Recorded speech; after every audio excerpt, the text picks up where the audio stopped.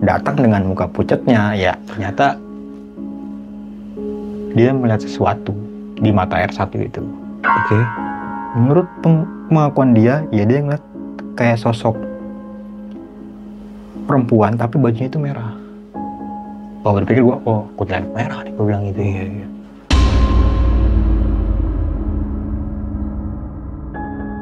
Yang pasti pada saat dia muntah di malam hari itu selalu dilanjuti dengan suara ketawa dari atas. Cewek. Weh, di atas pohon itu ketawa.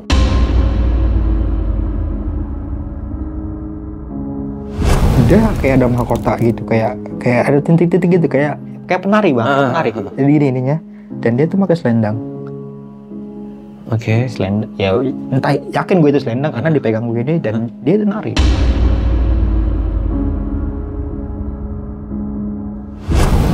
Di langkah, gue jalan, anak perempuannya ini keluar bang, bawa nampan, isinya itu kendi sama gelas yang pakai gelasnya modelan kayak pernah lihat gitulah.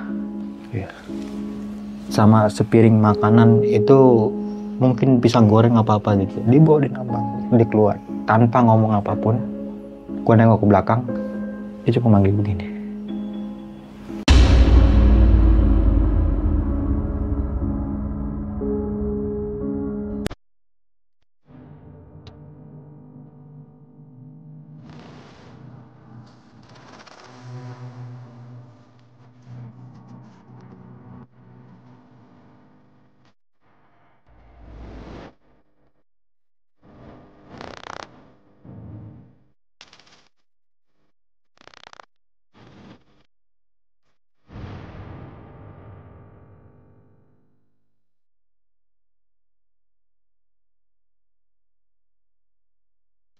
Assalamualaikum brother, ketemu lagi di channel Jelajah Malam.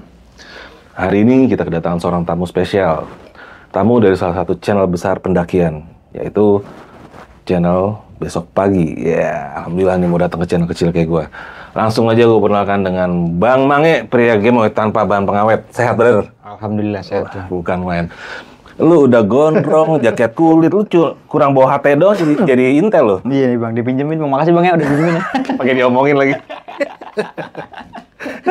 Terus jarang-jarang gue bang pakai jaket kulit begini. Oh gitu. Itu masih kayak jam. Oh ganteng bro. Bang Mange, lu kan muka gunung nih gua. Ini gue pengen request.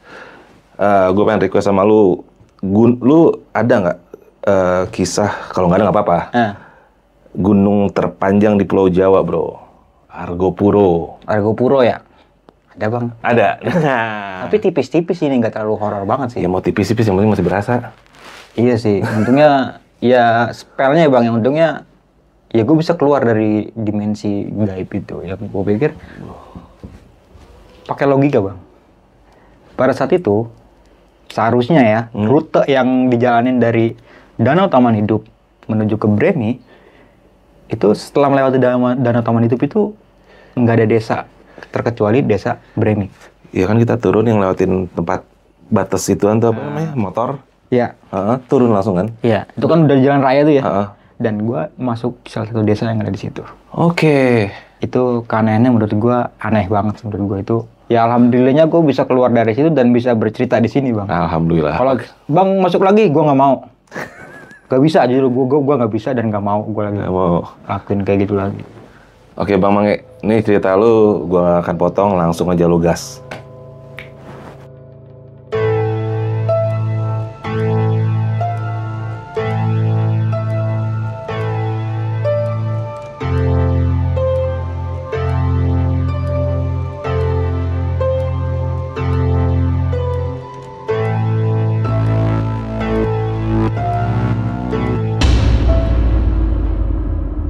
Halo, assalamualaikum warahmatullahi wabarakatuh. Waalaikumsalam.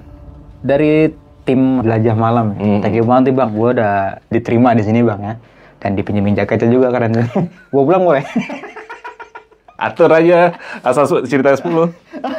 Kagak bang, jadi kita kembali flashback di tahun 2018. Yang dimana pada saat itu gue lagi sedang giat-giatnya melawan pendakian bang. Karena di tahun 2012 itu, di tahun 2018 itu gue masih kerja, dan kerjaan gue ini termasuk yang bebas. Dalam artian kita mau libur berapa hari pun dikasih sama chef gue sendiri. Karena pada saat itu gue lagi bekerja di salah satu catering ternama yang ada di daerah Jakarta Selatan di Pancoran. Jadi kenapa gue bisa dikasih banyak libur kayak gitu kan, tujuan kita Argo Puro nih, yang minimal banget tuh gue pada saat itu 10 hari lah gue di sana untuk berjalan dan pulang lagi tuh total 10 hari gue diizinin libur. Karena di kerjaan gue ini, kalau zaman sekarang kan kerja tanggal merah itu kan dikasih libur bang ya, kerja ya, libur atau enggak diganti uang cash untuk bayar di hari itu bekerja. Pada saat itu di kerjaan gue apa enggak, jadi lu tanggal merah masuk jadi lu dapat PH extra hop lah gitu 2 hari. Kalau tanggal merah masuk 2 hari, kalau lebih jam kerja itu kan hitungannya lembur. Kalau gue hitungannya dapetnya masuk libur gitu bang, hari libur. Jadi pada saat itu libur gue banyak lah di situ. Memutuskan gue untuk sama teman-teman gue nih kita naik gunung kemana lagi nih ya, bertiga ini lagi. Kita Jawa Barat, Tengah, Timur itu udah hampir semua. Yang belum nih Argo Puro nih belum. Oke, Argo Puro gue searching lah bang. Gue searching, oh ini ternyata jalur terpanjang di Pulau Jawa. Memakan waktu kurang lebih 5-4 hari. 4 hari ya? Iya, 4 hari 4 malam lah tuh. 63 kilo? Ya, total perjalanannya segitu kan, sekian-sekian. Dan gue sempat baca artikel yang dihororkan ya, atau mungkin banyak mistisnya itu di salah satu danau yang kita tahu bahwa saja itu danau Taman Hidup. Yang dimana kalau kita membuat suatu kebisingan pasti kabutnya turun, manis pasti marah dan kabut turun. Turun. Itu ternyata bener bang, bukannya mitos, itu fakta yang gua alami pada malam itu. Beneran turun. Pokoknya ini epic sih ceritanya bang. Oke, kita deal lah nih kita ke Argo Puro. Pesan tiket pada saat itu tujuan Surabaya, Jayabaya keretanya itu. Berangkat dari stasiun Senen itu kereta keberangkatan jam 3.15. Jam 12 siang, gue masih ada di rumah, di Bintaro. Jam 12 siang. Gue nelponin Indra sama Nardi, nggak ada yang diangkat. Karena gue tetanggaan sama mereka, akhirnya gue gedor lah ke rumahnya. Gue ke rumah Nardi lagi mandi. Oke, yaudah siap-siap buruan. Oke, iya. Yaudah lu suruh ke rumah Jotem atau begitu, ke rumah Indra. Oke, gue ke rumah Indra. Ternyata dia masih tidur. Gue buka pintunya, kan gue emang ya mungkin keluarga dia, udah nyokapnya, bokapnya itu udah kenal juga sama gue, dan ya udah deket lah bang, udah kayak mau main, mau ngopi aja gitu kan. Gue gedor pintunya, ternyata dia masih tidur itu. Brengsek, gue bilang, lu mau jalan kagak? Lah emang di jam berapa? Bukan di jam 10. Dia udah jam 12 lewat berapa lagi tuh. Astagfirullahaladzim, kagak mandi dia bang, cuci muka, jalan. Jalan lah gue ke rumah gue, karena kan titik kumpul di rumah gue tuh. Gue bilang ke rumah gue, titik kumpul itu ya jam 12 lewat lah tuh. Naik angkot lah gue. Naik angkot tujuan ke stasiun Jurangmangu, karena paling dekat situ kan. Stasiun Jurangmangu, gue nungguin kereta di situ lama banget bang. Gue sampai Senen jam berapa ini? Nah di situ gue mulai buat statement ya sama anak-anak, gue bilang, ini kalau misalkan kita jam 2 kita baru sampai Tanah Abang, kita keluar, kita naik ojek aja buat ke Senen. Oke, ya. Untuk menghemat waktu, gue bilang gitu. Dia pasti bakalan lama nih, gue bilang. Ya udah ya. Jalan lah gue tuh dari stasiun Jurangmangu sampai stasiun Tanah Abang itu jam 2 lewat. Jam 2 lewat 15 lah. Turun dari stasiun Tanah Abang yang seharusnya kan kalau kita normal naik KRL mau ke stasiun Senen sebenarnya bisa bang dari situ. Cuma waktunya harus nunggu kereta. Dari Tanah Abang kita ke stasiun Sentiong dulu. Dan itu kan lewatin stasiun Senen. Kita nggak bisa tuh. Nanti dari stasiun Sentiong baru kita ganti kereta lagi, kita mundur ke Senen. Itu mungkin kalau gue ngikutin kereta KRL jam 4, jam 5 sore gue baru sampai mungkin. Sedangkan kereta gue itu jam 3.15 berangkat. Udah. Ya udah naik ojek lah gue online situ ya kan. Stasiun Senen. Telat bang sebenarnya. Telat gue itu. Jam 3.15 gue baru sampai stasiun Senen. Wah ini telat, gue bilang gitu. Gue tanya kan sama security, Pak kereta Jayabaya masih ada? Gue bilang, ini masih belum jalan. Loh kenapa emang? Ada tragedi di depan atau begitu? tragedi apaan? Ada kebakaran. Alhamdulillah. Gue langsung ngomong kayak gitu, Bang. Malah alhamdulillah lu. Iya. Alhamdulillah, maksud gue alhamdulillah gue kagak telat keretanya. Alhamdulillah kebakaran. Iya, musibah ya, itu musibah buat ya bukan perumahan sih, itu kayak loakan lah Bang, loakan. Intinya mengganggu perjalanan kereta. Iya, mengganggu. Karena itu berdempetan banget sama rel kereta. Akhirnya keretanya itu ditunda dari Jayabaya. Alhamdulillah gue naik dah tuh. Saya naik, itu jam 3:30 lah, jam 3:30 itu baru kereta jalan tuh, nunggu apinya adem. Dan ternyata pas gue lewatin itu, ya bener ternyata Bang. Udah kebakaran itu kan, untungnya ini gue nggak telat itu. Kan lumayan Jayabaya. Masih untung aja lagi. 180.000 Bang. Kalau Angus kan lumayan Bang pada zaman itu ya. Berasa Ya. Udah berangkat lah kita. Singkat cerita sampai stasiun Turi, Pasar Turi, Surabaya. Itu jam 3:30, jam 3-an lah gue sampai atas situ. Malam ya. Keluar stasiun, kita ngopi kan, ada warung tuh di depan itu ngopi. Nah, dari sini kita kemana nih? Gue bilang gitu kan. Wah, itu mungkin kebodohan gue dan teman-teman pada saat itu, gue nggak literasi tentang akses buat kesana itu kayak gimana. Gue ketipu di situ Bang. Ketipunya, ya yang ditawarin orang ya gue naik. Gue naik beca tuh. Gue beca, apa? Yang pakai motor, bentor. Iya, gue naik bentor ke salah satu terminal yang deket Surabaya itu. Bukan terminal yang gede ya, bukan terminal Bungurasi, bukan. Terminal kecilnya lah tuh. Nggak tahu gue terminal apa, lupa namanya. Nah, dari terminal itu, gue naik bis, itu yang harganya 30.000 tiketnya. Itu gue nggak tahu kemana Bang. Pokoknya tujuan gue pada saat itu, gue pengen ke Besuki. Tujuan kita tuh Besuki. Pindah lagi ke terminal, naik bis lagi. Gue pokoknya total perjalanan gue naik bis yang besar itu ya. Naik bis besarnya itu 3 kali. Naik elep yang 1/4 itu 2 kali yang harganya 10.000-an. Hingga singkat cerita, gue sampai di Besuki itu jam 12 siang lah. Itu menurut gue, ya karena ketebodohan gue nggak tahu daerah situ ya kan, nggak mau nanya tentang sama senior gue yang udah pernah kesana tuh, gue nggak mau nanya. Sampai Besuki gue johor, langsung ditodong lagi sama kalau iya Pak, nanti dulu saya makan dulu ya, gue bilang gitu. Nanti dulu saya makan dulu. Ya deh ya. Ditungguin Bang, kita makan dia di depan itu kan kagak enak banget ya jadinya ya. Jadi kayak apaan ya? Ntar dulu gue pasti naik lo kok, gue bilang gitu. Gue pasti naik lo karena emang ya satu-satu akses saya itu gitu. Sabar Mas, sabar. Saya makan dulu. Iya, nanti takutnya diambil orang lagi kan. Begitu kagak, gue bilang gitu. Dia catat nomor saya, gue bilang gitu kan. Catat nomor gue sama dia. Yaudah dia pergi akhirnya tuh. Gue makan, jam 2, gue kontak lagi dia. Ayo Pak, berangkat, gue bilang gitu. Oke. Berangkat, gue naik mobil gitu, naik nyarter kan jatuhnya gitu. Nyarter gue. Ya, 3-3an aja udah kayak orang puyeng, orang pusing mungkin pada itu. Hingga singkat cerita sampailah gue di base camp Badran itu jam 5 sore gue sampai situ. Pada saat sampai di base camp, yang pertama kali gue rasain, ini base campnya beda sama base camp gunung lain loh Bang. Ini base camp nih. Lah iya ini base camp. Kok begini doang sih gue bilang gitu. Iya nggak ada tempat-tempat yang kayak buat ngopi, buat makan itu kagak ada Bang. Ini begini doang nih, ya begini doang udah. Terus posnya mana? Ya itu posnya rumahnya dia. Ada yang nungguin itu Bang. Nah, jadi ada sekolah SD, terus ini posnya dia. Nah di sini ada ruangan satu kayak gini lah Bang, ukuran ini buat pendaki yang mau naik gitu.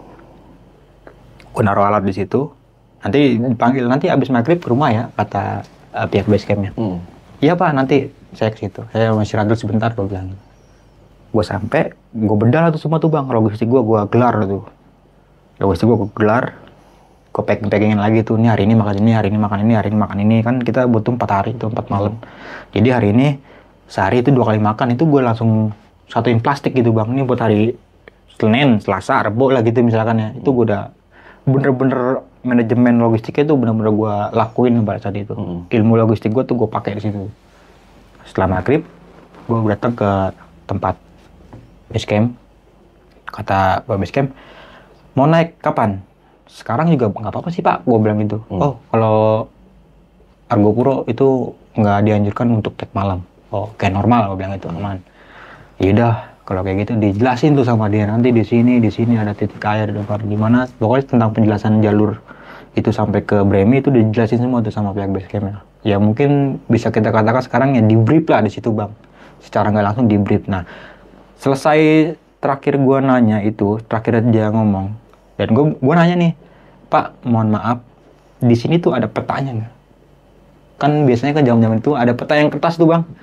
Di base camp nih, ntar ada sini kan ada bisa itu ya, itu base camp ya. Dan dia ngomong kayak gini, di sini tuh nggak main gitu-gituan. Kalau emang kalian nggak siap, kalian pulang aja. Wah, anjir. Spontan gue ngomong langsung bang, secara nggak langsung ya, dibilang begitu, gila dong, gue udah sampai sini, suruh pulang lagi gue. Lu gitu? Habis berapa duit gue? Lu gitu? Iya. Terus? Iya emang sini begitu peraturannya mas, katanya gitu. Oh iya maaf pak, saya emang kagak tahu gue bilang gitu. Kalau mas mau foto nih, di balik dinding ini nih di kamar saya, di ruang tamunya itu ya, di sebelah kamarnya dia itu ada peta gede. Kalau mau foto situ, ya gue nggak pengen masuk rumahnya dia bang. Jadi nggak usah pak, yang penting ini udah jelas kok dari mata air pos 1, mata air 2, pos 1, pos 2, mata air 1, pos 2, terus kan Sabana kecil, Sabana besar, hutan, Sabana kecil, Sabana besar lagi, sampai Cikasur. Nah, dari Cikasur, Cicentor, Rawembik, Sabana Lonceng, Puncak, terus turunlah dan seterusnya kayak gitu. Itu udah masuk dan juga tuh udah oke, gue bilang gitu. Dan untuk SIM maksinya pada saat itu cukup lumayan mahal bang menurut gue itu, karena dia itu kan hitungannya per hari. Per hari dia di hari biasa kalau nggak salah 20.000 dan di hari weekend itu 25. Itu khusus pendaki lokal ya. Berbeda lagi sama mancanegara mungkin. Lebih mahal lagi. Oke, registrasi udah selesai semua dan itu gue resmi bang ya, gue beli tiket di situ tuh, masih ada tiket kan. Oke, malam itu gue briefing kecil-kecilan sama anak-anak. Oke, malam ini niatnya gue bang, niatnya gue, kita buka tenda pertama di pos mata air 1 kita buka tenda. Cikasur, Cisentor, sama di Taman Hidup. Kalaupun nggak bisa kita terabas ke Taman Hidup, berarti kita ngecamp di Sabana Lonceng dulu nih, gue bilang gitu. Sabana Lonceng minusnya kita nggak ada air di situ. Kita nggak stok air kita aja nih. Kalau emang stok air kita memadai, kita buka tenda di Sabana Lonceng ya. Kalau emang yang nggak cukup buat buka tenda, buat airnya itu, kita terabas langsung Taman Hidup. Entah itu mau sampai jam berapapun kita terabas. Oke, deal, gue bilang siap. Berarti segala macam ya, gini. Dia punya pendapat, gue punya pendapat, disatuin semua itu. Oke. Kita istirahat pada malam itu. Jam 7 pagi gue bangun. Ya, normal aja bang, gak ada kejadian apa-apa. Yang tadi gue bilang, nggak semua pendakian gue itu bersifat horor gitu ya. Walaupun gue salah satu kreator horor ya kan, tapi nggak semua, enggak. Makan lah gue sarapan. Nah, keluar dari jalan itu sarapan, ada warung di samping situ, di samping kamar yang base camp itu ya. Sarapan gue di situ. Nah, Kang ojek jalan tuh, nawarin ojek. Ternyata ada ojek situ bang. Mas mau ojek nggak? Ojek kemana pak? Ke atas atau begitu. Emang ada ya? Iya, kalau emang mau lebih cepat naik ojek aja. Emang berapa pak? Gue bilang gitu. Nah, 75.000 itu sampai mata air 1. 75.000 pada saat itu bang ya. 75.000 itu ojek sampai mata air 1. So, kalau sampai Makadam aja 30.000. Nah kalau sampai Cikasur 300.000 bang gitu. Bisa emang? Bisa kalau mau. Mau naik ke lu? Wah orang mau naik gunung sih, masa naik motor? Kata anak-anak begitu bang. Naik gunung sih, masa naik motor? Sampai Makadam nggak mau nih, gue bilang gitu. Gak usah, udah jalan aja, deket sih Makadam. Ya udah dah kalau kayak gitu. Udah selesai sarapan jam 8 lah tuh, jam setengah 9 gue baru berangkat bang. Berdoa gue bertiga tuh, tiga-tigaan gue berdoa, gue berangkat. Yes. Dan ternyata bener bang, Johor aja gue belum sampai Makadam. Ajan zuhur ya, gue inget banget ajan zuhur itu kedengeran banget masih bawah. Wah anjir ini belum sampai pintu rimba, gue bilang gitu. Ternyata jauh bang. Emang jauh cuy. Iya. Ini jauh banget tau, gue naik ojek tadi ya. Udah saya cerita jam 2 gue sampai, ya jam 2 tuh ya, jam 2 gue sampai pintu rimba tuh, baru gue sampai pintu rimba. Jadi gue sampai pintu rimba, masuk kita ke ladang warga kan tuh, ladang perkebunan apa wortel apa kol lah gitu segala macamnya. Jalan lah gue tuh. Pokoknya gue inget banget sebelum maghrib gue udah sampai mata air 1.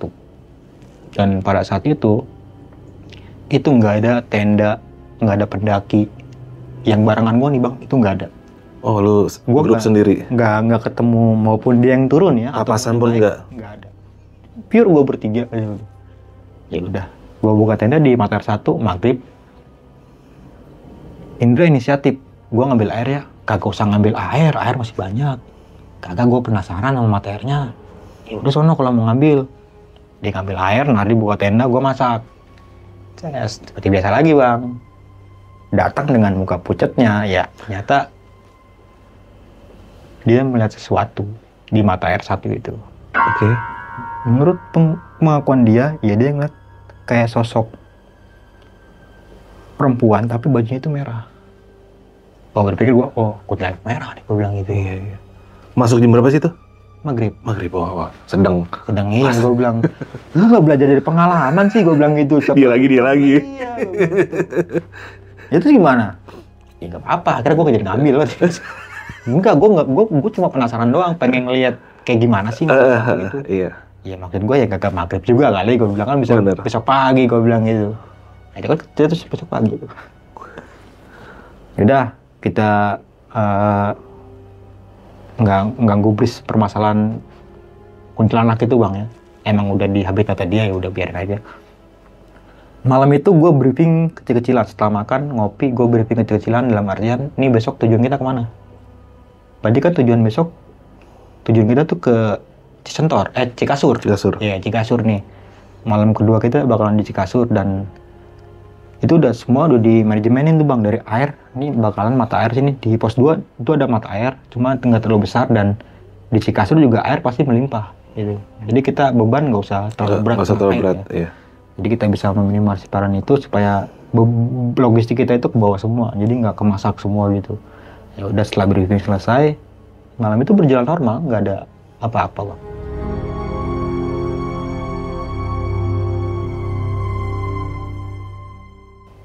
Hingga pagi bangun, ya jam 6:30, jam 7 gue bangun. Udah dibikinin sarapan duluan, ternyata ada yang udah bangun duluan dari gue. Ini Indra apa Nardi tuh gue nggak. Pokoknya dia berdua bangun duluan, dia bikin iseng kali dia tuh masak deh. Dan ternyata di situ salah. Lu masak yang mana? Yang ini. Goblok lu, gue bilang. Ini tuh buat hari ketiga.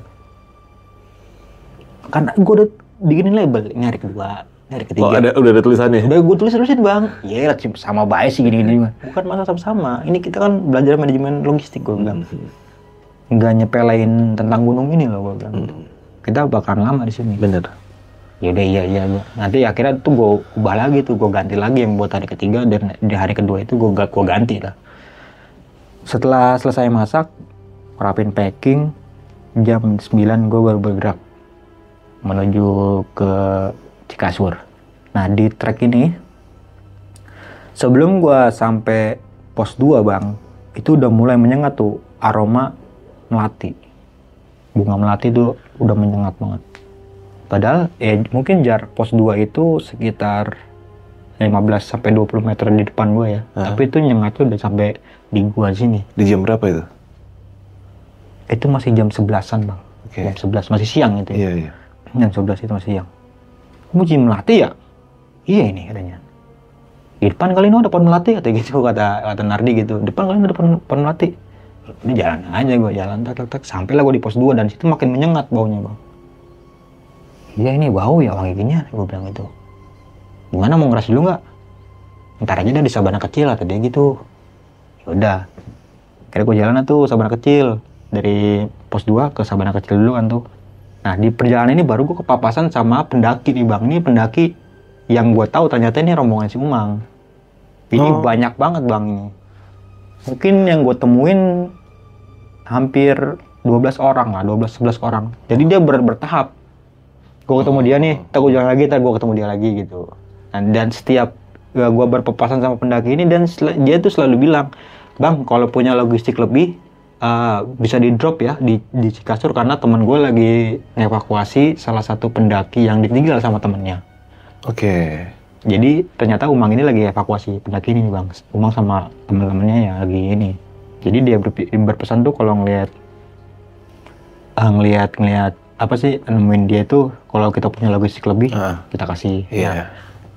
sebelum gue sampai Sabana Kecil, gue ketemu sama pendaki asal Malang, dan ternyata dia ini mahasiswa kedokteran salah satu fakultas ternama di Malang, Bang. Dia tuh berdua. Namanya Iqbal sama satu lagi Derry kalau nggak salah. Dia berdua nih. Dia dokter nih. Tapi masih mahasiswa, masih belajar kedokteran, dan dia komplit bawa perbekalan P3K-nya komplit. Gue ketemu di situ di Sabana Kecil. Mas, lu ngecamp di mana? Gue bilang gitu. Kagak, saya tadi naik ojek kan. Pantes gue bilang gak ketemu gua. Saya naik ojek ke bawah. Salah gue situ ngopi kan tuh di Sabana Kecil. Ada tuh fotonya tuh, gue sempet foto sama itu. Aku nanya, saya dari Malang mas, kayak gitu. Dan abang dari mana? Emang dari Jakarta, gini cerita. Ternyata dia tuh lagi belajar ilmu kedokteran di Malang gitu kan. Berarti lu dokter mas? Iya belum jadi sih katanya gitu, belum jadi dokter. Cuma pada zaman itu lagi zaman-zamannya, tahu nggak bang yang waktu video-video yang lagi viral itu ingin berduaan dengan Deddy Iqbal yang gitu. Nggak tahu gue. Pernah denger nggak tuh? Mungkin di tahun 2018 itu yang anak perempuan yang yang nyanyi gitu. Jadi tuh dia gue ledekin itu terus tuh ingin berduaan dengan dirimu Iqbal. dengan dirimu Iqbal lah gitu kan. Ada pokoknya tuh kalau dicari tuh videonya. Emang lagi manja, lagi pengen dimanja, pengen berduaan dengan dirimu Iqbal. Dan zaman-zamannya itu jadi gue ngeledekin Iqbal, lu cariin dong sama cewek ini. Anjir tuh bang. Gak gitu juga bang, ada gitu. Sama Iqbal kan bukan gue doang, banyak kayak gitu. Ya mungkin yang dia maksud lo kali. Ya. Kita ngopi di situ ngeres kopi. Nah datang lagi deh temennya Umang ini datang lagi. Sama lagi kayak gitu bang pesannya. Teman gue lagi evakuasi pendaki yang ditinggal temannya. Jadi bang kalau punya logistik lagi bisa ditinggal di situ. Oke, ya ini mungkin udah yang keberapa orang tuh yang gue temuin. Tenang bang, pada saat itu gue bilang tenang bang, gue bawa dokter di sini. Gue bilang, siapa dokternya? Ya ini si Iqbal, gue bilang gitu. Iya nanti saya lihat mas kayak gitu. Jalan lah gue tuh, singkat cerita jalan lagi itu habis Johor lah gue jalan. Sabana kecil, sabana besar, masuk hutan, keluar hutan, sabana kecil lagi, sabana besar lagi, hingga gue sampai di Sungai Kolbu itu sekitar jam 5 lah menjelang sore itu. Sampai Sungai Kolbu. Kan dia tuh ada jalan yang mau ke bawah turun ke sungainya atau mau melipir ke kanan. Jadi gue milih buat turun. Kayak turun aja nggak kita? Selada airnya banyak? Banyak situ bang. Iya. Turun lah, gue main air aja, gue buka sepatu kan. Gue buka sepatu karena di kasur udah deket kan. Gue buka sepatu, main air lah gue di situ. Nah, gue lagi senang lagi euforia main air. Tiba-tiba di samping, mungkin di samping gue ya. Kalau gue ngadep sana berarti di samping gue nih. Yang arah mau ke atas kasih kasur bang. Gue kan lagi ngadep sana. Dia lagi, ya tiba-tiba tuh kresek. Kayak ada sosok yang mau ngagetin gue gitu bang. Dari alang-alang ya. Gue pikir gue udah pengen ngeluarin pisau aja tuh. Gue pikir binatang buas nih apa hewan apa nih gitu. Kresek. Tiba-tiba gini, gue ngagetin gue bang. Anjir gue kira. Siapa? Pendaki temennya Umang itu. Namanya siapa gue lupa ya. Gue lupa namanya tuh bocah. Untung kalau tikam. Iya, gue kaget bang. Gue kira itu hewan buas apa gimana. Anjir lu gue gitu aja. Ya padahal gue kagak kenal sama dia, tapi dia udah begitu dia. Kayak benci lu, sok kenal lu. Kenapa mas? Kagak, saya kira temanku ada gitu. Aku kira temanku, makanya aku kerjain. Ya ternyata orang katanya. Udah gua nggak, ini aja lu gua kata. Iya mas, ayo kata sih mas, udah ditungguin juga sama yang lain kata dia begitu. Maksudnya temanku banyak di atas kata gitu. Ayo kita ke atas, kita buka tenda bareng aja gitu. Ya udah, gua ngikutin dia tuh ke atas. Sampailah gua di kasur, agak ke kiri sedikit, di mana ada mungkin ada space yang dikelilingi pohonan ya gitu ya. Di tengah-tengahnya itu satu pohon gede besar. Jadi anak-anak pada ngetem situ bang. Dan di sebelah kirinya sini itu ada pendopo. Ya mungkin teman-teman udah pada tahu lah sejarah pendopo ini tuh kayak gimana ya kan. Sampailah gua ternyata di situ ya gua kenal sama Umang di situ bang. Kenal Umang di situ, kenalan. Saat itu lu udah sama-sama punya channel? Gua masih belum punya YouTube pada saat itu bang. Oh iya 2018 ya? Iya. Gua nggak ada pemikiran gue buat kayak gitu. Bener. Naik gunung. Nah, sampailah gue situ ngobrol segala macem. Itu gimana ceritanya itu? Katanya ada yang dievakuasi nggak? Gue bilang gitu kan. Pada saat itu emang udah ngomongnya aja bang. Iya, jadi kayak gini ceritanya. Gue tuh dititipin sama pendaki. Nggak tahu Jogja apa Semarang ya bang ya. Gue lupa tuh. Dia tuh bertiga. Secara nggak langsung nitipin temannya yang lagi sakit ke rombongan si Umang. Bang, titipin teman gue. Cuma dikasih mie, tiga bungkus mie, gula sama teh. Gila. Gue pikir, lu mau ambil aja nggak? Gue bilang gitu. Pokoknya dia turun, terus gue ketemu, gue gebukin tuh bocah. Ya iyalah, gue bilang gitu, nyawa orang. Gue bilang gitu. Lu kenal nggak sama dia? Kagak, katanya nggak kenal gue. Gue ketemu di Centor katanya. Ketemu dia di Cisentor. Terus, ya gimana lagi nge? Ini bocahnya tuh katanya begitu. Pada saat itu emang gue lihat lagi muntah terus bang, gue terus. Dia apa sih? Masuk angin doang atau gimana? Itu masuk angin yang berlebihan buat gue. Nah tenang ya, tenang. Di sini gue bawa dokter nih, gue bilang gitu. Serius lu? Nih dokter nih gue bilang. Yang si Iqbal yang ketemu di Sabara Kecil. Tuh bang coba cek. Ya dikeluarin lah tuh, dia bawa gituan bang nih. Bawa stetoskop. Ya dia bawa. Dibawa dia. Dicek lah sama dia. Dikintanya emang udah mulai lemah. Gitu. Dan dia ngomong, kalau besok pagi atau siang ini nggak segera diimpus atau dibawa turun buat ditindaklanjuti, ini bakalan ya kita ada hal yang nggak mau kita. Bisa kemungkinan terburuk lah. Iya. Itu udah lemes banget jadi itu. Iya ternyata bener. Kalau besoknya itu nggak langsung ditindaklanjuti dah, itu udah makin parah bang. Malam itu pun parah banget. Dengan modal rokok Surya, gue habis berapa bungkus gitu tuh disepin sama Umang gitu. Tapi kita ngobrol ngobrol masalah-masalah ini bocah kayak gimana ngobrol. Iya itu ya sambil ngobrol sambil ngerokok. Temennya tuh ada siapa namanya Dika kalau nggak salah dari Kalimantan gitu dia. Dia tuh nemu bulu ini merak gitu. Terus Umang sempat ngomong kayak gini. 5 menit sekali pasti dia uwe. Gak percaya gue bilang. Iya coba aja ntar. Tunggu ini. Gue di depan tuh bakar api unggun bang ya. Api unggun bakar sosis. Malam-malam itu. Gue. Tuh liatin di timer. Lihat nih. Nih tar nih. Udah pengen ke 5 menit. Gue. Bener bang ternyata. Setiap 5 menit dia muntah. Dari muntahnya yang mohon maaf ya. Ini dari mungkin kayak ada bekas makan nasi apa gimana bang ya. Tuh ya ada makanan tuh di paling bawah makanan. Terus yang kedua itu warnanya kuning apa gitu pokoknya. Sampai warna putih bang, itu satu plastik penuh itu. Dari warna kuning sampai warna putih sampai dia muntah cuma keluarin angin doang, nggak ada yang keluar karena apa yang dia makan pasti bakal keluar lagi ya. Lu dokter gimana sih Bal? Obatin lah ini, gue bilang gitu. Lu kan dokter. Mas, saya bukan dokter, saya baru calon dokter katanya begitu ya. Seharusnya lu bawa obat dong. Saya bawa P3 kamu masih lengkap. Cuma kalau buat ini nggak bisa saya, katanya nggak ada. Lu bawa apaan? Ini P3 saya. Ya, itu mah sama P3-nya kayak punya gue sama. Gue bilang gitu. Ya perban, betadine, alkohol segala macam itu kan udah normal bang ya, wajar ya. Lu mungkin punya obat-obat yang buat meredakan nyeri mungkin, gue bilang gitu. Dia tuh katanya perutnya sakit. Ada nih mas, obat buat nurunin nyeri ada. Ini bukan ngobatin, ini cuma mengurangi aja. Ya udah kasih dikeluarin lagi bang.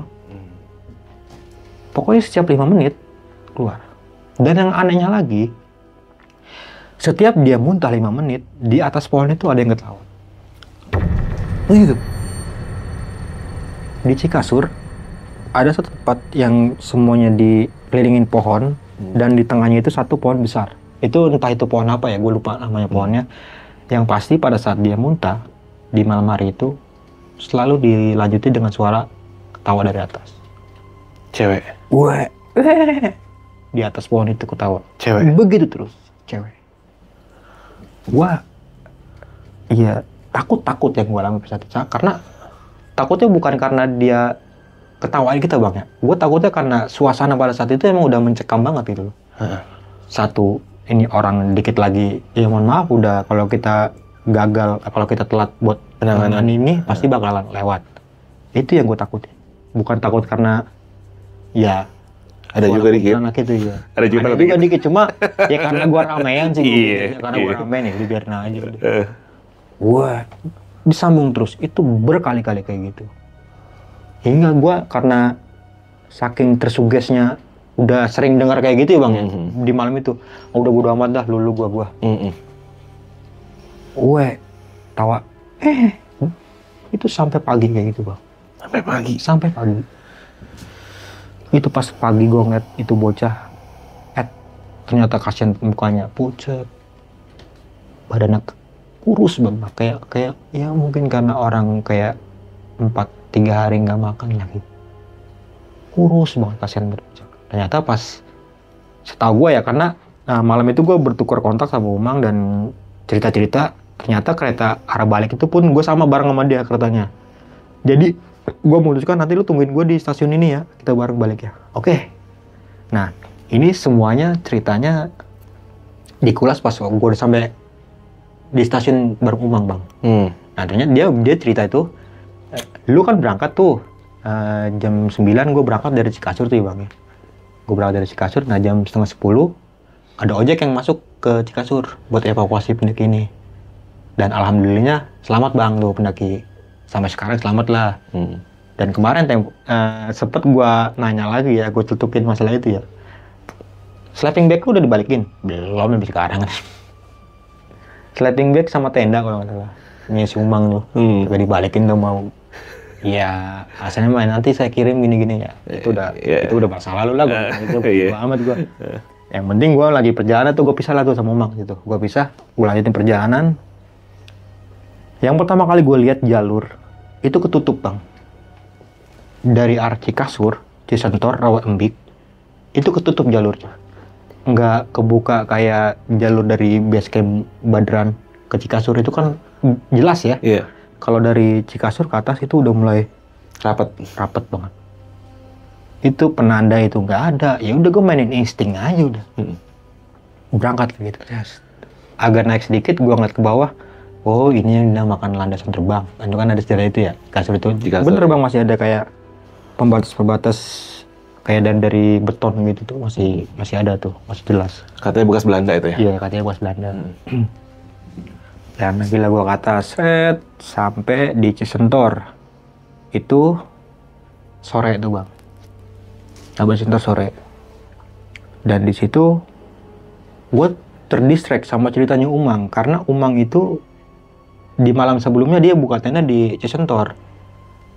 Dia itu digodain sama nenek-nenek Bang, diputerin terus tendanya itu sama nenek-nenek. Ya gua kan langsung, kenapa sih lo pakai cerita di situ? Gua bilang gitu kan, gua mau buka tenda di sini. Ya udah, kita buka di Rawatembik aja. Gua makan siang doang di situ di Cisentor, gua makan siang. Setelah makan siang rapi, gue baru berangkat lagi tuh, naik lagi ke atas ke Rawatembik. Di Rawatembik, gue sampai sebelum maghrib, jam 5:30 gue sampai. Dan di mana Rawatembik ini suatu lembahan yang menurut gue ini pasti dingin banget malam ini. Ternyata bener Bang, itu dingin banget, dinginnya bukan main itu di Rawatembik itu. Nah, kembali lagi gue ya udah bertiga-tigaan lagi Bang, karena si dokter ini dia turun ngikut evakuasi salah satu yang cedera di Cikasur ini. Kan sebenarnya kan dia pengen nerusin sama gue nih. Sebelum berangkat gue ngomong sama si Iqbal, gimana Bal, mau berangkat? Kagak Mas, aku turun lagi aja. Oh ya udah. Bareng sama grupnya Umang? Iya, bareng sama grupnya Umang. Gue terusin bertiga lagi Bang, nggak ada, gue nggak ngeliat pendaki lagi pada saat itu. Sama, sorry, mungkin gue kelupaan ya. Di Cikasur itu pada malam itu ada yang namanya Mbah. Gue manggilnya mungkin Mbah ya. Karena dia itu maunya dipanggil Mbah.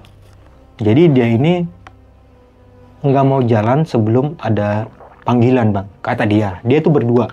Oke. Parubaya, rambutnya gondrong, badannya kurus. Bukan pendaki? Bukan. Dan pakai sendal jepit, bukan pendaki. Oh, kok di laut tuh kayak pendaki ritual lah kayak Mungkin. gitu. Nah, dan satunya lagi mungkin asistennya dia nih ya. Mas apa itu namanya? Dia perawakannya gemuk. Dan dia pun sama kayak gitu juga. Dia cuma pakai tas SD selempang itu. Bukan carrier ataupun backpack, bukan. Ayo Mas berangkat. Ayo Mas berangkat. Bah berangkat. Nanti saya masih belum dapat panggilan.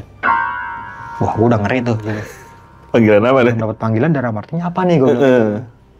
Ya udah kalian jalan dulu aja, nanti juga ketemu saya. Ternyata bener bang, itu next nanti gue ceritain ya. Udah gue berangkat 3-3an, gue sampai Rawambik.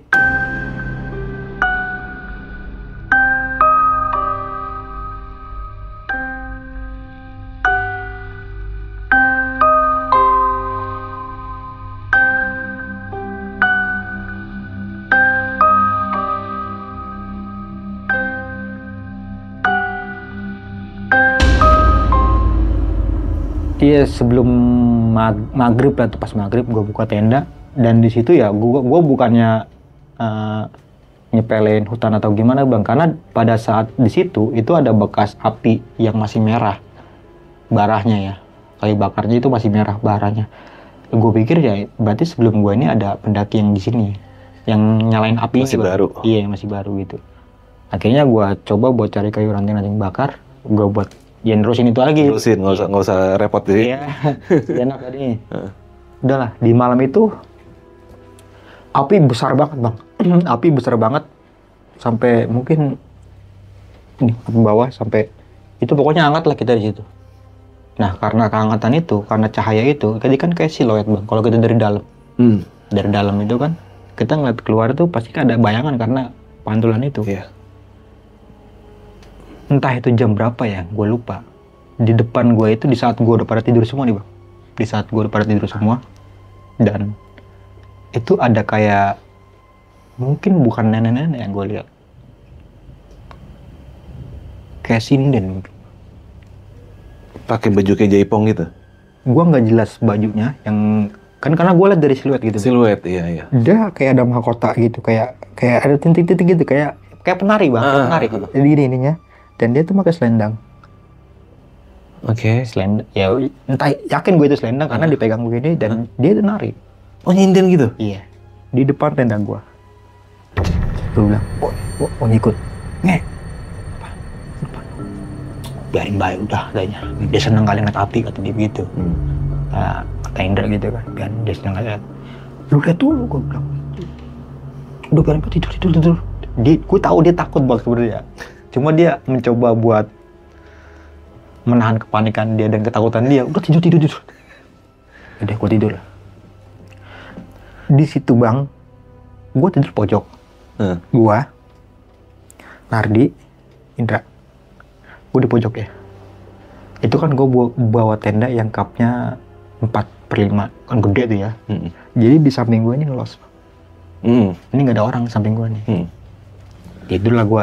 Sebenarnya itu masih ada bang, itu masih nada di depan. Masih ada bayangan. Gue masih bodo amatin aja udah. Iya. Gue yang penting gue tidur, besok paginya gue berangkat lagi terus perjalanan. Besok gue pasti ke puncak nih, gue bilang gue tidur. Terus gue tidur. Nah, nggak sengaja mau pindah posisi bang. Gue kayak ada nyenggol sesuatu. Sini gue. Wah, apa nih? Gue keluarin tangan gue dari SB kan tuh, SB. Gue keluarin tangan gue. Kaki ini bang yang gue pegang, lembangan paha. Gue ngeliat samping ini. Wah, hancur mukanya bang. Hancur. Gue nggak ngeliat bentuk mukanya, itu hitam. Ya itu, entah itu matanya yang keluar apa ya, gue nggak tahu. Yang pasti bolong. Hancur bang. Gue langsung lemes di situ. Di samping gue nyenggol kencang banget. Nardi, bro, anjing, kenapa sih? Samping gua, kau bilang. Samping gua. Gue di samping gua, gue di tengah. Samping gua, sebelah kanan. Gue bangun. Anjing lu, ngapa ngomong begitu? Dia gitu. Ngeliat juga Nardi? Gue bangun, ngeliat gitu, langsung turun lagi. Paksa, gitu, langsung ngomong kasar lah bang. Ngapa kayak gitu, lu ngasih tau gua, dia gitu. Anjing lu, dia gitu. Gimana nih? Udah biarin, Mbak. Udah biarin. Berdoa. Doa apaan yang gue bisa pada saat itu, Bang? Oke, ayat kursi gue apalah. Ya, gue bisa baca-baca surat. Cuma, jujur, pada keadaan panik kayak gitu, itu blank. Mau baca surat apa juga blank. Karena kita kalah sama rasa ketakutan kita di situ. Iya. Di samping gue loh bang, hancur badannya. Yang gue tahu di samping gue ya kosong. Gue, Nardi, Indra. Yang bangun lu berdua doang? Iya. Enggak, dia udah ngorok ya. Saya pojok sana udah ngorok udah. Gue lu ngapain? Ngapa lu ngasih tahu?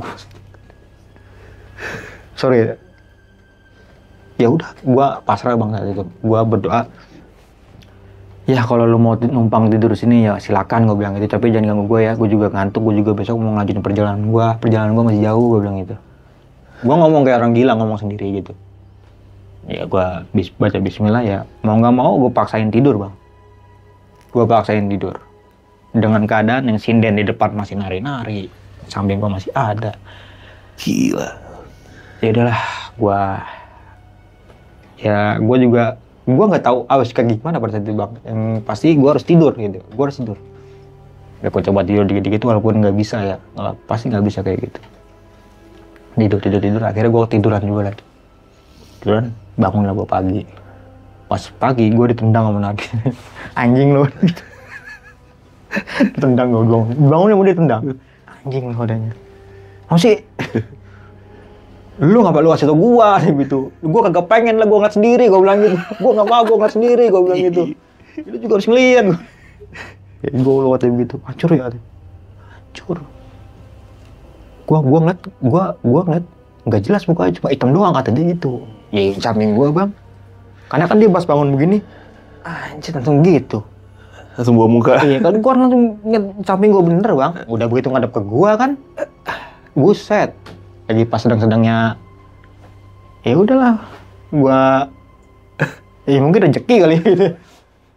Gua nggak tahu itu. Yang niat, yang jelas itu bener-bener kayak hitam bang. Itu kayak hancur, kayak bekas kebakar lah gitu. Udah, itu lupain. Gitu sarapan. Hari ini ke puncak deh hari ini gitu ya. Kalaupun kita nggak sampai, kita buka tenda lagi di Sabar Lonceng kayak gitu. Kurang lebih jam 2 atau jam 1 siang, gue sampai di Sabar Lonceng. Sabar Lonceng. Kenapa kita kagak ngecamp di sini aja nih? Enak tempat nih, gue bilang gitu kan. Iya ya. Kenapa nggak ngecamp di sini? Ya karena udah malam kali kemarin ya. Karena kan gue nggak berani bang ngambil keputusan gunung yang baru pertama kali gue tekin. Gue mulai trek malam, gue nggak berani kayak gitu. Kecuali kalau gue udah pernah, baru nggak banget. Betul. Karena gue nggak berani ngambil resiko lah. Udah ada bayangan medan gitu. Nah iya. Disitulah gue buka carrier gue simpan. Gue ke Rengganis dulu kan tuh. Ke kiri kita. Naikin punggungan, ke puncak Rengganis, aman, turun. Sabar Lonceng lagi. Baru kita Argopuro. Kita foto-foto lah tuh bang. Foto-foto, turun ke bawah itu puncak Arca ya. Puncak Arca itu masih jam 2-an lah bang, jam 2 jam 3-an masih terang ya? Iya masih terang tuh. Nah niat gua kan sebenarnya gini bang, gua ngomong sama anak-anak kalau bisa kita jangan malam lewatin Ton Lumut. Sebelum maghrib itu kita harus udah ngelewatin Ton Lumut seharusnya ya. Nah ternyata di jam segitu gua baru mau masuk ke Ton Lumut bang. Berarti kan pemikiran gua pasti kena malam nih, gua di atas di Ton Lumut pasti kena malam. Dan ternyata benar, gue kena malam di hutan lumut. Setelah maghrib, ya walaupun gue nggak sholat pada saat itu bang ya, tapi emang udah waktunya maghrib, kita berhenti dulu dah. Udah berhenti. Breaknya di hutan lumut? Ya. Wah, gila loh. Di tengah-tengah hutan lumut itu. Gue yakin itu di tengah-tengah hutan lumut. Kita nyiapin center, segala macem. Udah siap nih. Udah. Ayo kita doa lagi. Berdoa gue situ bang, 3-3an bang. Ya semoga kita lancar-lancar aja nih sampai turun ke bawah ya. Main. Doa menurut keyakinan masing-masing, berdoa. Oke kita berdoa, selesai. Jalan lah kita. Jalan. Itu sekitar jam ya 6:30 malam lah. Niat lu mau nembusin ini, apa tuh namanya? Hutan lumut. Taman hidup. Taman hidup? Iya. Pokoknya nih tujuan kita taman hidup. Iya. Dia bilang. Taman hidup. Mau camp situ? Mau camp situ. Jangan kayak kemarin-kemarin lagi kita nge-camp di tengah jalan apa gimana gitu. Jangan sampai kayak gitu lah gua bilang. Dan kita di hutan lumut, di taman hidup. Oke kita jalan. Itu sekitar jam 10 malam. Kenapa di sini bang ya? Sorry. Kenapa di sini gue ingat jam? Karena selama pendakian itu, gue pribadi pasti bawa jam. Dan itu timer bang. Jadi gue buat patokan data laporan gue juga. Kalau nanti sewaktu-waktu teman-teman gue pada naik, Ini Argopuro kayak gimana sih? Nih, gak usah gue jelasin, lu ada nih kertasnya, gue kasih. Dari mulai transport, apa itu gue catetin semua. Ya, anak gue, terus jalan, 9:30 itu kan, jalan. Tiba di satu momen yang dimana di sini tuh gue ketemu sama Simbah, Burani, sama rombongan yang lain. Truk, loh, dari mana bang? Gue bilang gitu, Simbah. Dari mana? Emang belum sampai Taman Hidup? Saya kira udah sampai. Lah, yang banyak dari mana nih? Ya saya tadi pagi jalan, baru sampai sini kayak gitu. Tadi pagi jalan baru sampai sini. Gue masih belum nyambung bang logika gue pada saat itu. Masih belum nyambung. Ya mungkin tadi pagi dia jalan dari Capan Lonceng apa gimana kali ya. Padahal itu dia udah beda semalam sama gue. Beda semalam tuh Simbah itu sama gue. Dan Burani pun gitu. Saya tuh ngerasa kok lama ya di sini. Kayak udah berhari-hari tapi gelap terus yang saya rasain. Burani tuh. Burani sama dia bawa kelompoknya itu kalau nggak salah 7 orang bang ya. 7 orang siswa. Gak tahu itu kampus apa sekolah, gue kurang paham ya.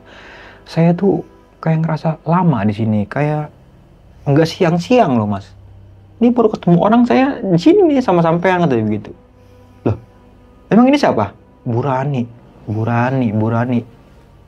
Notice lah gue. Umang cerita sempat ketemu Burani juga di Cisentor. Itu kan udah beda 3 malam sama gue berarti bang. Iya, secara rentang waktu ya. Iya, seharusnya dia udah turun ke bawah. Iya, betul. Cisentor puncak turun ke bawah. Bermi ini ya. Gue ketemu di situ loh sama dia. Dia cerita kayak gitu, dia ngomong, saya nggak ngerasa kayaknya gelap terus dan lama ini, nggak pagi-pagi gitu yang saya jalan. Tapi saya nggak capek. Gitu. Logika gue, lu 3 hari di sini loh, gue bilang. Hampir 3 hari lah di situ. Oke, sekarang gimana nih? Gimana caranya kita bisa sampai ke Danau Taman Hidup? Aku pernah kemari mas, udah 3 kali, kata Burani. Ya udah, kalau Ibu Rani udah pernah, Ibu jalan duluan. Saya nggak berani mas kalau jalan duluan. Saya takut kejadian kemarin lagi ada gitu. Kejadian kemarin bu, nggak apa-apa aja gitu. Mas aja duluan. Oh gitu, oke. Saya nawarin Simbah. Mbah, monggo duluan. Enggak, aku ikut sampean aja mas. Gimana nge? Gue bilang. Ya udah jalan. Lu hilang, gue hilang. Lu mati, gue mati. Gue udah bilang begitu sama Indra sama Nardi. Lu hilang, gue hilang. Gue bilang gitu. Ya udah, bismillah ya. Bismillah. Buka jalur tuh bang tim gue. Ternyata itu banyak banget bang di belakang orang. Itu kalau nggak salah hampir 13 atau 15 orang. Banyak gila. Itu gue baru ketemu orang di situ. Jalan lah gue, jalan dan ya gangguan kayak kuntilanak itu udah bodo amat lah, udah bodo amat. Ada tapi? Ada aja bang. Ini namanya kita kan pakai headlamp nih, kita ngeres berhenti, ya mata kita kan kemana-mana. Ngikutin pandangan kita, bener. Bener. Udah, penting gue sampai Taman Hidup, gue bilang itu. Jangan. Jam 1:30, gue sampai baru Taman Hidup. 1:30 pagi. Dari maghrib. Dari maghrib di hutan lumut deh. Itu kan paling lama 20 menit. Itu kan deket banget bang. Iya. Tinggal lurus doang. Iya. Gue sampai situ. Nah di Danau Taman Hidup ternyata rame itu. Alhamdulillah sampai juga nih gini. Buka tenda lah gue segala macem. Di sana gue ketemu sama pendaki asal Ciputat bang. Bang baru sampai. Iya nih. Ini bang mampir dulu. Punya kertas kagak? Kertas. Oh gue udah paham. Ya ntar udah gue ini dulu ya. Iya bang katanya. Ntar kalau kopi gue seduin nih ada gitu. Udah kita ngobrol aja tuh. Beli kopi gue keluar. Gue kenalan sama dia tuh dari Ciputat gini ngobrol. Terus dia celetuk kayak gini bang. Bang lu tahu nggak sejarahnya Danau Rengganis, Danau Taman Hidup? Katanya kalau kita berisik-berisik di sini Danau Rengganis bakal marah ya dan bakal turun. Kabutnya. Ternyata kabut. Iya. Kata tuh bocah gitu. Iya sih, gue baca-baca di artikel sih, gue bilang itu mah cuma dibaca doang kali, mitos, gue bilang itu. Mau nyoba bang? Boleh, gue bilang. Yuk, gue bilang. Udah, lepas lah kita tuh trek-trek gitu. Bercanda, tawa dan ternyata bener bang. Nggak lama itu, kabut, anehnya kayak gini bang. Kalau kabut kan dari samping begini ya, atau dari depan belakang gini ya, jalan begini. Iya. Kalau dia tuh dari tengah. Kan ada apa sih? Pondokannya dia. Iya. Yang kayak jembatan itu. Pondok dari kecil. tengah. Terus ke atas turun. Langsung samping-samping tuh. Ke tempat gua, camp gua juga. Bener bro. Gue duluan ya, gue besok mau turun soalnya. Wah anjir. Gue besok mau turun. Iya bang, gue juga besok mau lanjut lagi ke puncak, kata yang bocah Ciputat. Iya kita turun yuk, kita tidur yuk katanya. Ya udah. Tidur lah gue bang. Dan tenda, gue nggak pikir aneh ya. Iya aneh. Itu pun mitos.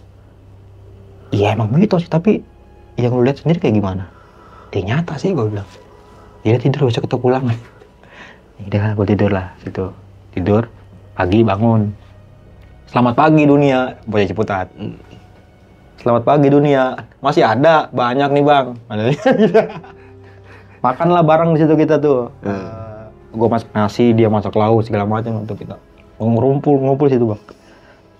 Pas saat itu, ya bang kita berpisah nih ya katanya. Gue mau lanjutin ke atas. Kata anak Ciputat gitu ya. Sampai ketemu lagi bang di pendakian lain kali gitu. Ya gue turun atau ke bawah. Nah setahu gue bang, menurut orang base camp yang Baderan, setelah danau Taman Hidup turun hutan karet kalau nggak salah ya, pokoknya hutan damar lah. Hutan damar. Setelah itu tuh jalan raya dan itu Bremi. Nah, hutan damar coran dulu. Ya, pokoknya jalan tuh. Itu gue nggak nemuin bang. Gue udah ngikutin rute jalannya. Itu paling cuma 30 menit lah lewatin damar itu ya. Gue jalan. Tiba-tiba nih jalan makin kecil bang. Krak, makin ngecil nih. Ini jalan bukan sih? Jalan ini. Yaudah terusin, jalan. Udah di bawah dong itu? Udah di bawah. Gue keluar, mungkin kayak pohon alang-alang ya. Yang ada alang-alang, gue sibakuin. Surat. Nah, ini Bremi nih, gue bilang gitu. Karena lu belum pernah. Belum pernah gue gak tahu tuh Bremi kayak gimana bang. Iya. Bremi tuh kayak gimana. Bremi nih katanya, udah sampai kita nih, ayo. Mau ngapain lo? Ntar kalau udah sampai base camp, lu gue beliin Indomie. Kan buat nyemangatin diri. Pengen makan Indomie gue. Ya udah yuk, kita buru-buru jalan. Jalan lah gue situ bang, tanpa mungkin tanpa pemikiran, tanpa positive thinking ya. Iya, udah gue yakin tuh desa Bremi. Makin jauh kok aneh yang gue alami itu. Anehnya kayak gini bang. Itu mungkin gue udah hampir 15 menit, 20 menit juga jalan ya.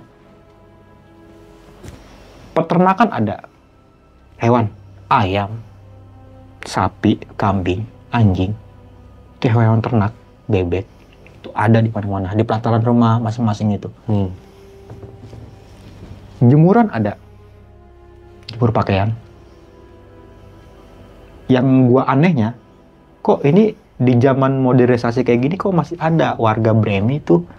Mungkin ya pada saat itu gue berpikir warga Bremi mungkin masih pakai pakaian yang kayak gini loh, yang pakai kain jarik dan kemben, kebaya gitu. Kayak film-film Brahma Kumbara lah. Ini udah tahun 2018 loh men. Mana ada orang yang mau pakai baju kayak gini, kecuali emak-emak. Itu juga mama pelosok banget. Udah jalan terus, ada bang jemuran setiap malam, ada. Cuma yang gua aneh, gua nggak nemu orang satupun di situ. Tapi ternaknya ada? Ada ternaknya.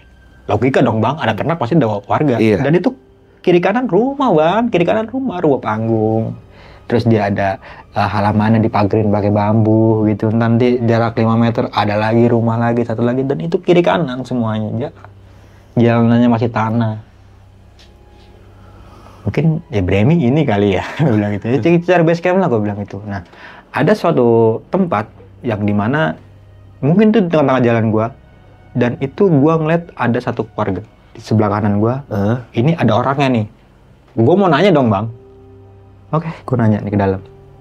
Di ruang tamu ada ibu, bapak, anaknya 2, cewek sama cowok. Di ruang tamu, lagi ngobrol lah gitu. Gue ketok-ketok pintu bang, logika bang. Jarak 2 meter, 3 meter, kita assalamualaikum, masa nggak denger dia? Jarak, yes, abang gini nih, abang di dalam cuma diseket pintu doang. Tok, assalamualaikum, pak, gua assalamualaikum. Nggak nyaut, itu padahal ada di dalam dia. Langsung Indra tuh bilang, nyenggol gue, cabut nggak beres. Maksudnya, ini gue mau nanya dulu, gue bilang gitu, ini Bremi bukan. Cabut, katanya nggak beres, udah lagi. Ya udah, gue cabut lah, gue ngikutin leader gue kan. Jalan gue udah. Nah, 5 langkah, gue jalan, anak perempuannya ini keluar bang. Bawa nampan, isinya itu kendi, sama gelas yang pakai gelasnya modelan-modelan kayak tanah liat gitulah. Iya. Sama sepiring makanan itu mungkin pisang goreng apa-apa gitu. Dibawa di nampan, dia keluar tanpa ngomong apapun. Gue nengok ke belakang, dia cuma manggil begini. Cabut, nggak beres. Gue jalan terus, gue udah kosong lah pemikiran gue pada saat itu. Yang gue di pikiran gue tuh jalan terus, udah entah kemana kayak itu, udah pokoknya jalan terus, hindari tempat ini dulu. Jalanlah gue terus sampai di ujung desa, dan ternyata itu ada gapura aja bang. Ada gapuranya, mungkin gue ngeliat tulisan-tulisan kayak Sanskerta gitu tulisannya loh di pinggiran. Kan biasanya kalau ada gapura gitu ada tulisannya ya. Itu Sanskerta yang gue nggak ngerti bang. Tulisan Aksara kuno lah. iya kayak gitu. Yang kayak kotak-kotak begitu. Gue nggak ngerti itu. Gue keluarin itu, gue los itu, gue masuk lagi ke jalur setapak lagi tuh bang. Gue jalan lagi. Gue nggak tahu kenapa tiba-tiba gue tembus truk di keramaian orang. Sampai orang situ ngeliatin gue bengong. Mas, ini Bremi bukan? Gue nanya gitu kan. Mas, sampai gue tepok. Mas, ini Bremi bukan? Ah, Mas dari mana nih? Dari Argopuro, gue bilang gitu. Dari Argopuro. Mas dari mana? Lihat tuh belakang kayak gimana? Wah, nengok ke belakang bang. Buset, tebingan bang. Tebingan. Lah gue tuh keluar dari mata dia. Gue langsung pada ngeliatan bang. Gue dari situ lu, gue bilang gitu. Jaraknya, ya ini tebingan ya, ini gue jaraknya cuma semeter. Itu tebing, bukan apa sih kayak, ya itu batas hutan itu bang itu. Di sana itu udah hutan. Tadi kayaknya gue jalan setapak lah, jalan setapak terus ngelewatin alang-alang dan keluar dari situ. Nah gue nanya sama warga situ, ternyata itu bukan Bremi itu di sebelah sana katanya gitu. Jauh nggak dari sini mas? Ya lumayan sih katanya gitu, 1 jam katanya gitu, jalan kaki. Jadi udah saya, ini dah ojek di mana ya? Ojek maju aja bang katanya gitu, nanti ada ojek situ. Ya udah, duit cuma segitu bang, pas-pasan. Gue nawar, saya anterin saya ke Bremi ya mas, gue bilang gitu. 2 motor aja, yang satu cengtri gue bilang gitu. Yang satu bertiga, yang satu sendiri sama bawa keril gue bilang. Ya udah iya, itu 20.000 dia mau tuh akhirnya. 20.000 satu motor dia mau. Dan dilalahnya gua nggak ngomong sampai Bremi, gua ngomongnya sampai Gapura Bremi, gua bilang gitu. Ya bener diturunin di Gapura Bremi gua bang. Jalan masih jauh. Jauh banget itu ternyata masih. Iya. Lu ngapa ngomong tadi Gapura Bremi gitu? Ya gua udah tahu, gua kira dari Gapura deket, gua bilang gitu. Ternyata jalan masih lumayan 30 menit itu. 30 menit, 40 menit jalan. Ya udah ini ngomong sini, kita foto dulu. Di pelangnya tuh ya, selamat datang di Danau Taman Hidup. Ya kan, gue foto situ kan tuh. Masih foto, itu muka gue udah pada gak berbentuk lah itu bang. Udah capek, pikiran, udah segala macam kamu cara gitu. Jalan lah gue ke Bremi. Udah pas di Bremi, habis dari mana sampean? Cuma cari pin. Sini, masuk dulu. Berarti lu datangnya dari bawah? Iya. Cari berarti sebelah kiri ya? Iya. Dari mana? Gitu.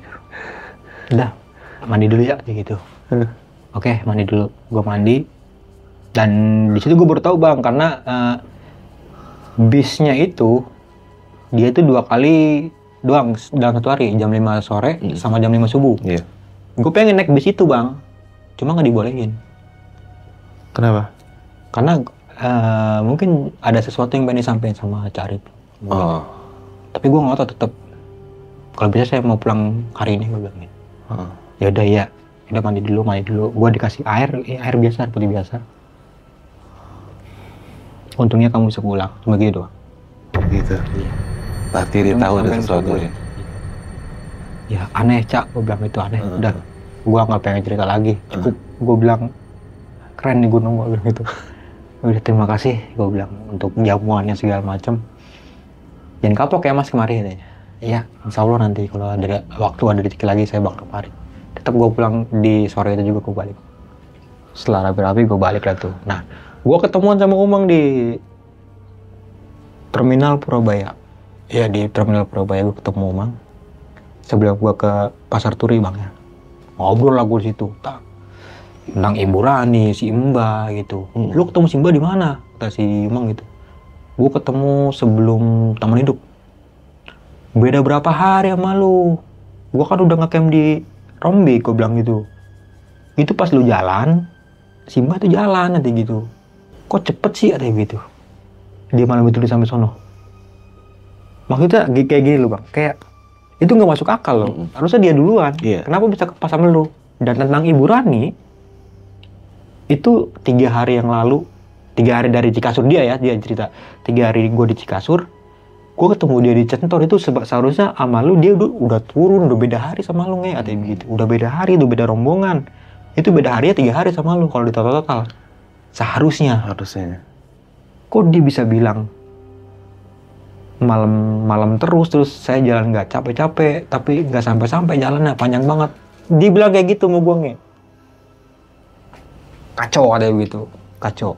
Lu tahu nggak yang pas waktu malam-malam itu kita makan ikan, kan dia bawa ikan Simba itu kan di Cikasur bawa ikan pepes, ikan cuek lah bang tuh, yang ada keranjang-keranjangnya kayu, bambu-bambu ya. Nah itu pas gue buka belatung nih, ada kata si Umang gitu. Pas gue buka nih pagi, gue kan mau nabun-nabun tuh belatung, pas dia jalan tuh gue buka belatung. Terus yang lu makan apa nih ikan? Di belatung kali.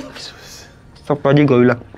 Wah aneh, sampai sekarang gue nggak ketemu tuh sama Simba itu bang. Gue penasaran tuh sama Simba itu. Dan si Ibu Rani ini di saat lo bermalam di Danau Taman Hidup sama si anak kampus Ciputat ini, si Ibu Rani ini lanjut turun langsung? Apa gimana? Sebetulnya camp dia turun bareng gue. Turunnya bareng? Turun bareng gue. Saat lo masuk ke Nah gue gak tahu tuh dia kemana tuh larinya tuh. Kan kayak ya normal pendaki aja bang. Ada yang kalau dia ngeras susul. Ada yang duluan, ada yang belakangan. Ya begitu aja tuh gue tuh. Nah. Oke, di bawah di Arifin lu nggak ketemu lagi udah? Kagak. Oke. Nggak ketemu. Yang gue ketemu itu cuma pendaki. Ya banyak pendaki, cuma nggak ada Buradi situ. Yang udah turun dari kemarin, yang baru tadi pagi turun itu ada di situ di base camp Arifin itu. Cuma kalau untuk Ibu Rani gue nggak ketemu di situ. Sama Simbah juga gue nggak ketemu. Itu sih aneh itu orang tuh ya. Iya. Aneh bang, sambil ngerokok enak kali. Ngerokok aja. Capek juga bang cerita ya. Iya berarti pas lu turun itu kan yang lu masuk ke kampung karena lu belum pernah ke Bermi ya. Jadi lu nggak paham Bermi itu kayak gimana kan? Gue nggak tahu Bermi itu. Ya mungkin pada saat itu pemikiran gue Bermi ada di bawah kaki gunung. Ya mungkin perumahan atau wilayahnya itu ya sama-sama kayak ya masih pakai bilik gitu bang. Pemikiran gue kayak gitu. Nggak gitu juga keles. Makanya kan pas waktu gue jalan itu kan speedless gue mikir, loh kok ini bajunya kayak gini semua. Lebih banyak kain yang dijemur itu bang. Tempo dulu lah ini. Iya. Nah itu kan harusnya lu kok hutan damar itu kan udah coran, dari hutan damar coran itu turun udah ketemunya kebun-kebun tuh, kebun kentang, kebun apa. Udah tinggal ngikutin lurus, udah ujungnya Temu udah jalan besar. Nembusnya ke Gapura. Gapura ya kan? Iya. Itu gue nggak nemu, jalan coran juga gue nggak nemu bang. Nembusnya malah di mana tahu itu? Di desa mana itu sempet gue nanya itu ya sama mas-mas desa, pokoknya desa sebelahnya Bremi itu. Jauh sejam bang gue jalan. Gue berpikir pada saat itu, ada kesalahan kita nggak sih tentang pendakian ini? Ya ada, frontal lo deh. Ya kayaknya kayak biasanya kita naik gunung itu bang. Ya mungkin. Ya gue juga nggak sempat pemikiran dalam satu rombongan itu kok bisa itu bang begitu bang. Masuk ke dimensi yang dimana dimensinya itu ya bisa kita katakan bisa gaib. Ya. Makanya kalau orang-orang yang nggak percaya sama kayak gitu itu silakan, itu menurut dia ya. Kalau belum mengalami sendiri ya mungkin dia berpikir pasti bakal nggak percaya. Itu sama kayak yang tadi lu bilang bang. Kalau gua nggak ngerasain satu hal yang menurut gua bisa masuk logika, gua nggak bakal percaya ya kan. Tapi setelah lu melakukan atau mendapatkan kejadian kayak gitu, Ya siap nggak siap harus. Ya emang kayak gitu risikonya. Akhirnya gue lebih menghargai. Nah, Ujung-ujungnya begitu. itu sampai sekarang gue nggak tahu itu nama desanya apa ya. Sampai sekarang tuh ya mungkin dijadikan cerita aja kali Bang. Jadi dulu itu gue sempet bikin semboyan. Muda berkelana, tua bercerita. Yang dimana di saat ini Bang, gue udah punya keluarga, gue punya anak. Nah, cerita gue deh buat anak-anak nanti. Buat anak gue nanti gue ceritain. Dulu deh bapak kayak gini. Ya, walaupun masih kagak ngerti kayak sekarang ya, tetap gue kasih pelajaran kayak gitu. Dulu bapak pernah kemari gitu. Jadi kayak apa sih ya? Dan untungnya zaman sekarang media itu memberi kita wadah. Dalam artian podcast contohnya Bang ya. Jadi ya nggak perlu nunggu anak lu gede, lu bisa bercerita kapanpun. Iya, betul. Iya kan? Tapi sayangnya kan kadang masih dikotori oleh orang-orang yang bercerita hoax juga gitu. Itu dia. Kadang-kadang jadi cerita-cerita yang bener ini jadi kesian. Iya Bang, benar. Kayak ya gue pun nggak sekali dua kali yang mendapatkan kayak gitu Bang. Wah, ini curhat sesama konten kreator nih. Gimana? Ya. Keputusannya nanti kan kita dibawa, kita punya penyaring ya. Kalau dari gue pribadi sebagai host, ini kan masuk akal. Notet. Lu bisa pertimbangin lagi di bawah nih. Kalau emang nggak ditayangin ya udah nggak ditayangin. Itu aja Bang. Iya. Lebih ketat kalau mungkin. Kalau sekarang pada saat ini lebih ketat sebisa mungkin kita hindari tuh hal-hal yang entah itu cerita hoax. Ya menurut kita nggak masuk akal nih, kita mendingan cut deh ya. Apalagi yang dia bilang dia melakukan pendakian di tahun sekian tapi nggak ada bukti dokumentasi. Nah itu bisa jadi pertanyaan tuh Bang. Ya gue bercerita kayak gini ya, ada gue dokumentasinya, gue pernah kesana loh. Ya gue pernah ke gunung ini, ada gue dokumentasinya. Nah kalau dibilang hoax ya nggak masalah, itu hak pribadi masing-masing gitu. Betul. Nah masalah dari khusus Argopuro ya, kalau menurut gue sih kenapa nggak dianjurkan untuk trekking malam, karena itu kan panjang banget ya belantara ya, bisa dibilang. Dan itu mungkin perintasan hewan-hewan malam ya. Bener Bang. Ya kan di situ ya kalau macan tutul, macan kumbang udah pasti ada lah. Pasti itu. Nah menurut beberapa kesaksian kan juga masih ada yang ketemu katanya macan loreng di situ kan. Makanya ya jadi apa ya? Ya kita setiap ada aturan kearifan lokal lebih baik kita ikutin lah. Karena aturan itu nggak mungkin dibuat karena tanpa ada sebuah kejadian. Benar. Gitu. Pasti. Jadi ya, gue sendiri pun juga bro terus terang, gue lebih suka trekking malam. Tapi kalau di saat ada aturan seperti itu, gue berpikir aja Bang. Karena kayak gini, sorry Bang. Salah satu base camp atau tempat desa melakukan mengadakan peraturan. Kayak misalkan contoh, kita ambil contoh di Gunung Lawu Bang. Di Gunung Lawu nggak boleh pakai atribut warna hijau. Hijau pupus. Hijau pupus ya. Nah kalau kita logika kan, kalau lu hilang susah nyarinya karena banyak sabana sana. Benar. Nah, kita logika kayak gitu. Dan sebagian orang ada yang percaya, ada yang tidak percaya ya. Itu urusan masing-masing. Minimal kita menghormati adat istiadat setempat gitu aja Bang. Kalau gue pribadi kayak gitu. Nah kalau itu kan masih masuk akal. Hijau pupus itu nggak boleh karena kita dicarinya susah kalau hilang. Kalau di Arjuno nggak boleh pakai baju merah, itu kenapa tuh? Bingung gue. Pakai baju merah dulu Bang, Arjuno. Itu pantangan nggak boleh loh. Ada gue boleh pakai baju merah. Ya intinya kearifan lokalnya nggak boleh. Secara logikanya apa? Keril gue warna merah. Iya, baju ini lebih ke arah baju. Ya kan, tapi kan atribut merah juga Bang. Iya sih, nggak maksud gue ganjil juga, gue ganjil juga pada saat itu. Kalau tadi hijau pupus karena susah dicari, oke, masuk akal buat gue terima. Tapi Juno kenapa nggak boleh pakai baju merah? Menurut lu kenapa? Wah. Kan maksud gue secara ini belum ketemu gue. Logikanya ya. Logisnya nggak ketemu gitu gue. Bener Bang, bener. Tapi ya udah mendingan kita ikutin aja sih. Ikutin aja udah. Cari aman aja Bang kalau sekarang mah. Oke. Iya, cari aman aja. Kayak naik gunung tuh jangan ilegal, jangan selang-selong aja. Sekarang ada pos simaksi, udah bayar simaksi aja. Berapa sih gitu. Nyari aman aja udah. Benar. Itu kan kalau dicari kan pasti ada kedetek gitu. Kalau hilang lu pasti bakal dicari. Tapi sama aja sih, walaupun lu nggak pakai karcis juga tetap dicari kok. Nah ini nih, ini sekedar ngobrol ya. Yang gue rada heran, Gunung Gede yang sering gue rasain. Kita udah daftar bener segala macam, oke. Di saat gue turun itu, gue sering, kan gue bilang gue sering trekking malam. Gue turun tuh kan, di pos simaksi nggak ada orang. Jadi buat laporan susah ya? Wah, dan gue turun, maksudnya gue udah sampai pagi, gue turun gue pulang dong. Nah itu caranya dia tahu untuk nggak nyari gue, nelfon gue juga enggak, itu gimana? Coba tanya sama yang bersangkutan. Itu masih pertanyaan gue tuh. Dia tahu gue ini nggak hilang gimana, sedangkan gue pulang tengah malam, yang dia nggak ada, dan gue sampai rumah. Kecuali sampai rumah, oh mas udah pulang belum? Iya. Dikonfirmasi loh. Iya. Ini nggak ada. Tapi kan ninggalin nomor telepon kan di sana. Iya, ninggalin nomor, tapi kan mereka nggak pernah konfirmasi ke gue udah sampai apa belum. Artinya mereka nggak tahu gue pulang dong. Masukan nih buat Gunung Gede.